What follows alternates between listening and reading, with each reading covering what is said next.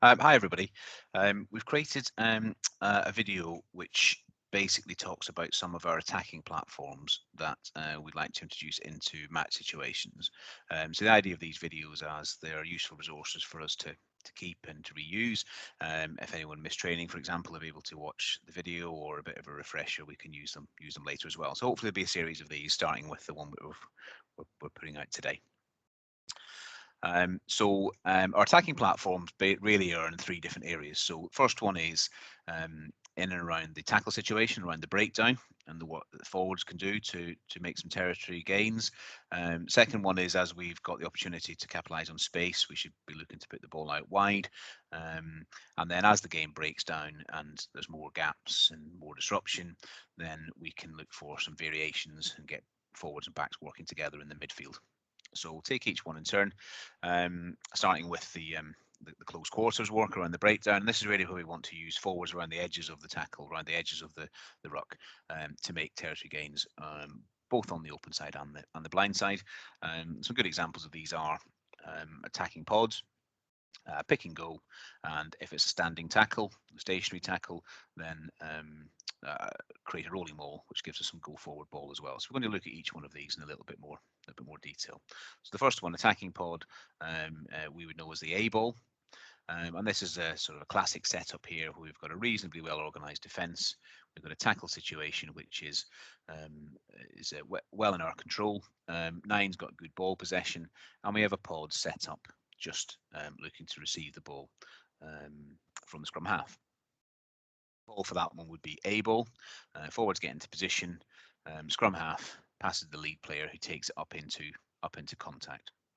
Now, what's quite important is that we have forwards coming back to join in support as needed, and we also have got a blindside option. So had we set the pod up on the other side of the tackle, we'd have an opportunity to take the ball into contact down here. Perhaps not as tight as it is here, but certainly that's more options in midfield play. So we've got a little video here which just shows some attacking pod work in a game. So in this situation, we've got some good, fast, secure ball from the scrum half. We've got a pod set up ready to receive. The lead player takes the ball, moves into contact, leg drive, and quick ball, and actually a second pod of forwards, which again looking to clear out. So you saw two very, very quick phases of play. So if you notice there that the lead ball carrier is getting supported by his teammate to give extra momentum into the tackle, and they break through the gain line as a result, make some really good yardage with some good leg drive. The following forward is on hand to basically clear out anyone who's still in the way, which he does. So the next option is pick and go, which we call black ball, and this is really in a situation where perhaps we've got again a ruck that's in good control, we're well in control of it, but we haven't got a pod ready, and maybe the back line aren't quite ready to receive the ball either. So in that situation, we would be calling black ball, and that's really for the forwards to take ownership and work in certainly pairs from the back, picking the ball up, working in pairs, driving around the fringes, and any players outside of that should be joining in to just help with that forward momentum effort and hopefully break through the gain line, and possibly tying in some backs into that situation. And again, with forwards coming round in support for the next phase. We'd have a blindside option as well, so we could pick and go narrow side as well.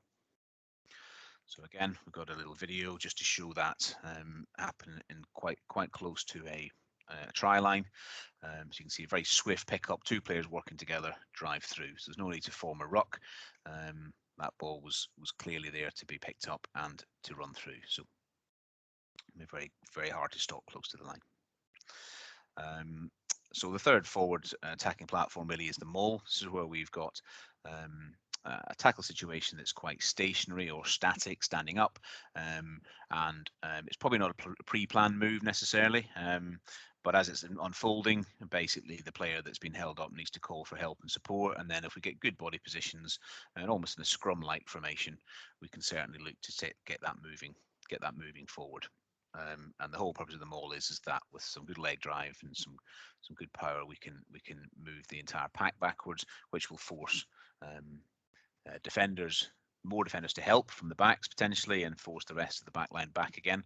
And by keeping a shape, we want to take advantage of this space, move up, gain some more territory, and spring another attack from that platform. As I say, it's probably not pre-called, but it's something we could work on once we've got the technique sorted. So again, this is quite close to the try line. There's a rolling maul set up here, so it's a tackle situation where ball secure. You can see the forwards working around to get set. Lead player sets the ball up. It's filtered back really quickly to the back of the maul. Players join in, leg drive, low body positions, and they score the try. See in the slow motion here how everyone knows what the plan is.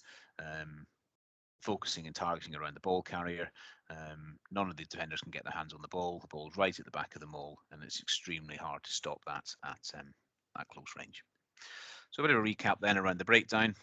So we use the forwards around the edges to make some hard territory gains on both sides of the tackle situation, and already our attacking pods, A ball, pick and go, which we know is black ball, and the rolling maul, as we call as needed, are good opportunities to do so. And the real benefits to doing this are not only will it give us those territory gains in a steady, structured way, but it will definitely tire out the opposing pack, make them work hard, soften them up, and as the play breaks down, more backs have to get involved, more defenders get sucked in, and ultimately that will create a space that we can capitalise on.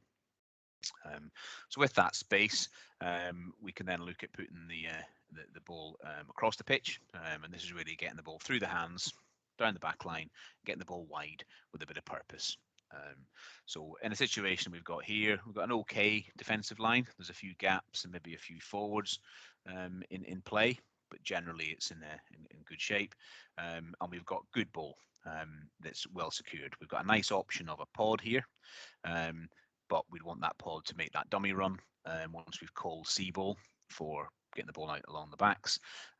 They make that dummy run, clearing the space now for the ball to be passed out. So passing the ball along the line, if we did it just like that from a static position, we'd end up losing territory, as we can see. So actually the key here is that we want each one of the backs to be running onto the ball, running hard, running straight, and getting forward momentum into that attack. And by having our heads up, we can start to see that there are some gaps that we could possibly exploit in different positions as we get the defensive line out of shape. But also we've got some mismatches, so we can target forward and work through. Now, if we do make breakthroughs, then that's where we would want to be following the ball and looking for that offload or that next tackle situation in which we can reset and start again. So summary then, some going wide, get the ball out through the backs, out wide as possible, as far as wide as possible. The key to success there is getting that depth on the attacking line, so we can run onto it, and we run hard and straight, and we're attacking that space. We've got a heads up, we're looking for mismatches, any gaps, looking for overlap, so we can see where the opportunities are. And that clean catch and pass movement across the body is going to get that ball through the hands a lot quicker. So the benefits of this approach are, as we move from left to right across the pitch, and we'll start to drag the opposition forwards across the pitch, and that will really test out their fitness.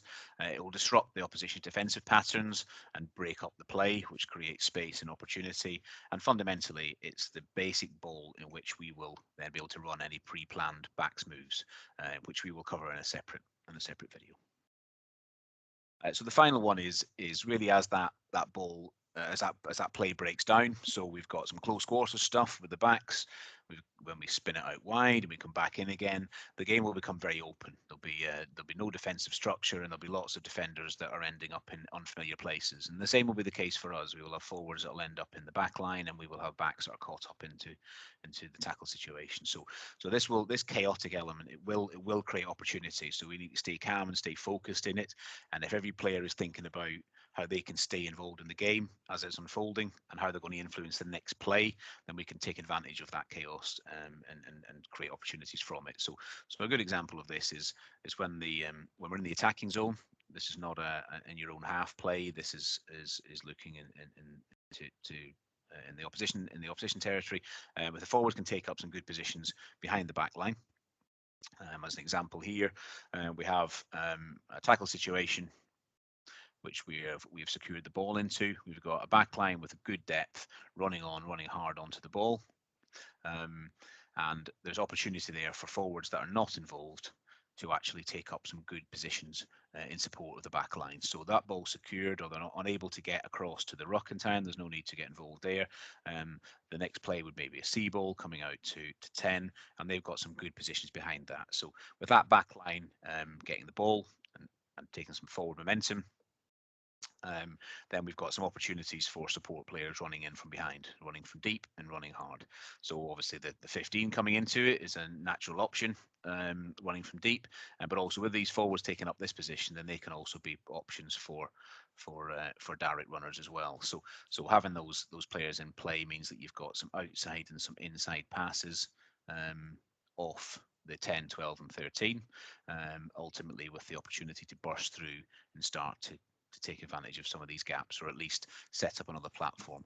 And if all that happens is one of the centres gets tackled, for example, then it's good to have some forwards on standby, ready to go in and support that next ruck or that next tackle situation.